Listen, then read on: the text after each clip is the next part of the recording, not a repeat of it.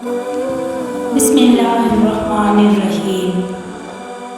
حضرت علی کرم اللہ وجہہ، جنہیں باب علم کہا جاتا ہے، ان کے اقوال ذریعہ علم، حکمت اور بصیرت سے بھرپور ہوتے ہیں۔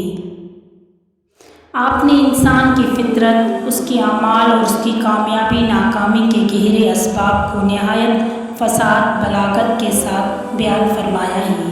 آپ کا ایک مشہور فرمان ہے، 3 قسم کے لوگ کبھی کامیاب نہیں ہو سکتے۔ آئیے ان تینوں اقسام پر غور کرتے ہیں۔ پہلا ہے حد سے زیادہ مغرور، یعنی تکبر۔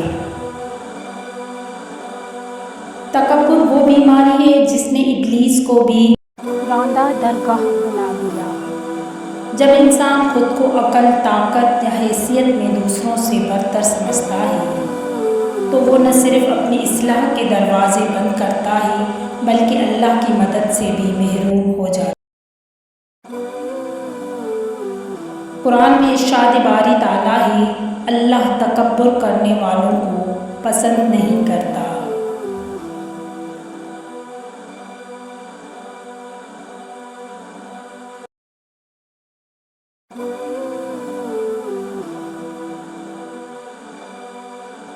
مغرور شخص دوسروں کے مشورے کو حقیر جانتا ہے، اپنے عیوب کو نہیں دیکھتا اور خود کو ہمیشہ حق پر سمجھتا ہے۔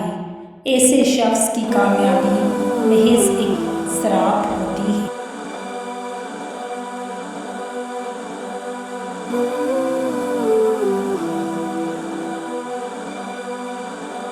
دوسرا، جھوٹا انسان۔ جھوٹ بولنے والا شخص وقتی فائدہ تو حاصل کر سکتا ہے مگر سچائی کی روشنی سے محروم رہتا ہے۔ جھوٹ سے اعتماد ختم ہوتا ہے، تعلقات ٹوٹتے ہیں اور برکت اٹھ جاتی ہے۔ حضرت علی کرم اللہ وجہہ فرماتے ہیں، جھوٹ ایمان کو برباد کر دیتا ہے۔ ایسا شخص جب بھی کسی بڑی آزمائش میں پڑتا ہے، اس کا جھوٹ اس کے خلاف گواہی دیتا ہے۔ دنیا میں بھی وہ ذلیل ہوتا ہے اور آخرت میں بھی اس کا انجام تباہی ہے۔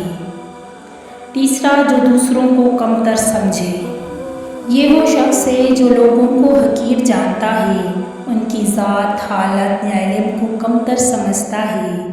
ایسا انسان نہ صرف خود کو بلکہ دوسروں کو بھی عزت دینے سے قاصر ہوتا ہے۔